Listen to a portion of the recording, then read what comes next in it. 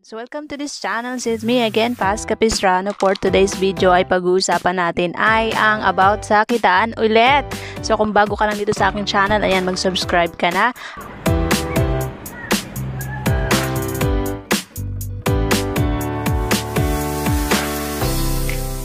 Hello, kamusta lahat? Ano na po balita sa sitaw? Ayan, gusto ko muna kayong lahat kamustahin dahil ako din po mismo ay matagal na nakapagbakasyon. Okay, so umuwi ako sa Pilipinas nitong June 3 and ngayong July lang din ako nakabalik. Nasa bakasyon po ako, yung aking TikTok ay hindi ko mabuksan and hindi ako makapag-updates, hindi ako makapag-upload.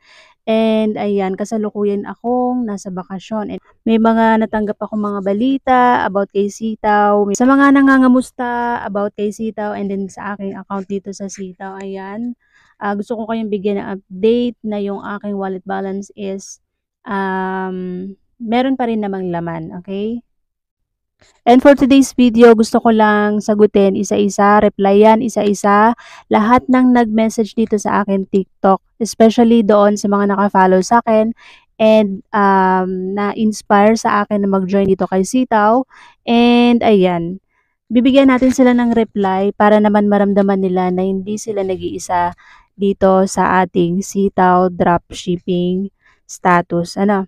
So, una nating re-replyan itong nag-comment dito sa aking video, ano na po balita sa Sitaw. Ayan, sa mga nagtatanong kung ano na pong balita kay Sitaw, meron akong video na ikiklip sa dulo ng video na ito. Short video lang. And gusto kong mapanood ninyo yung short clip video na yon.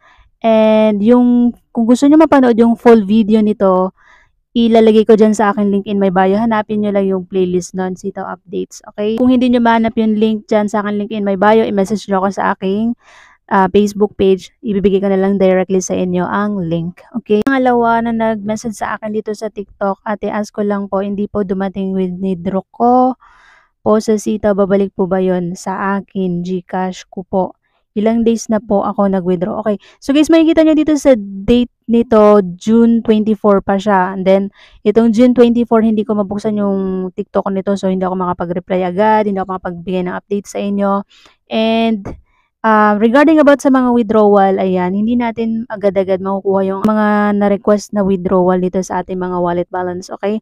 So, kung nagtatanong kayo dito about sa ating mga withdrawal request, meron na tayong disbursement chart. Okay? So, meron yung date kung saan tayo mga naka-line up by batch 1, batch 2, batch 3. Okay? So, kung wala pa kayong chart na yon, ito yung chart na yon. Ito.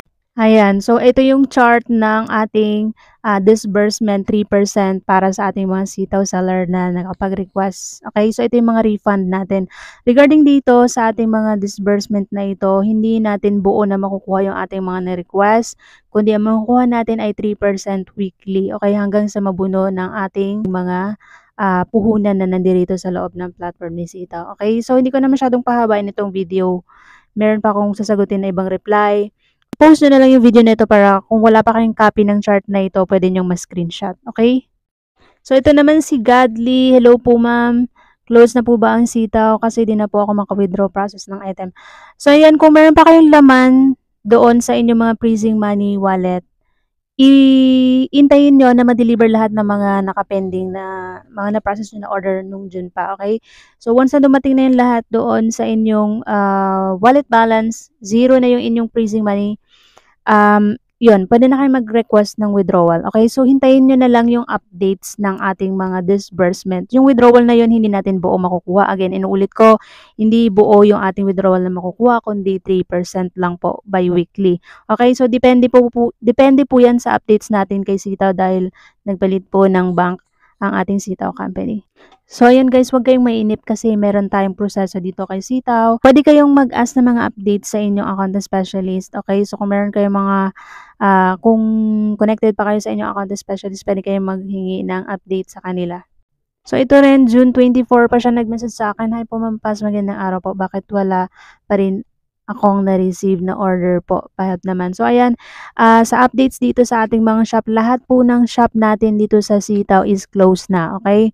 So hindi na tayo process ng mga orders, hindi na tayo makaka-receive ng mga pending orders, wala na tayong ifu-fulfill na mga orders dahil pinagbawal na po na mag-business tayo mga Pilipino dito sa Sitaw app. Okay? So makikita niyo naman yan dyan kapag nag-request kayo ng withdrawal na not allowed na doon sa ating location sa Pilipinas.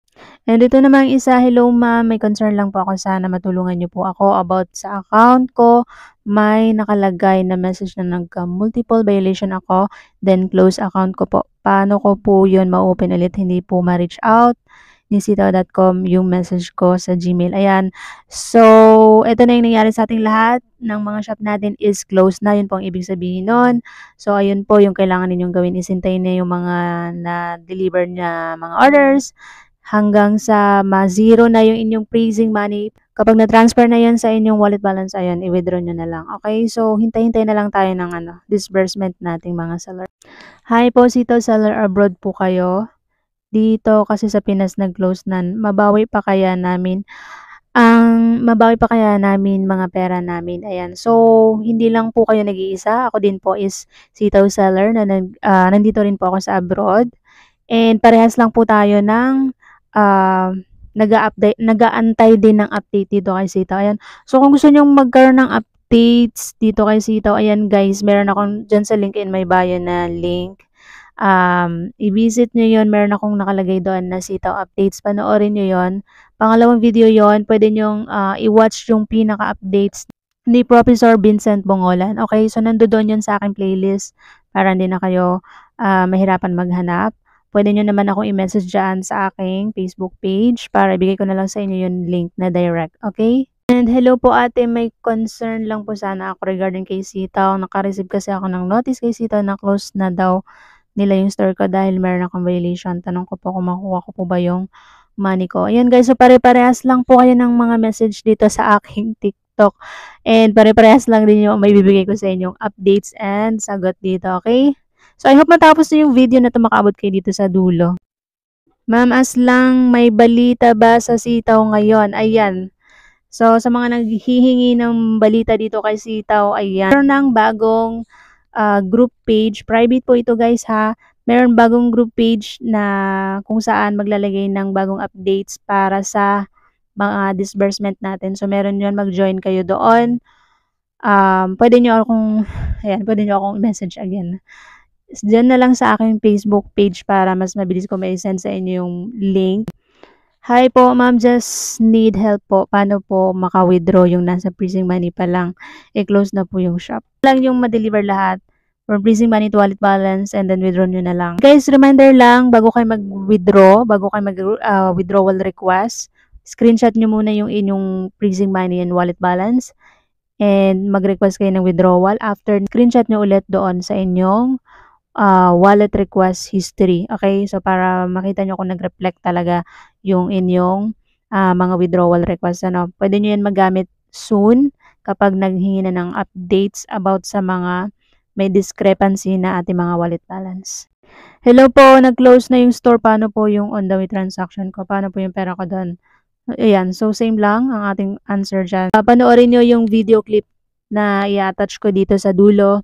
And ayan, subscribe na rin kayo kay Professor Vincent Bongolan dahil isa po siya sa mga nag-update sa atin kay Sitaw.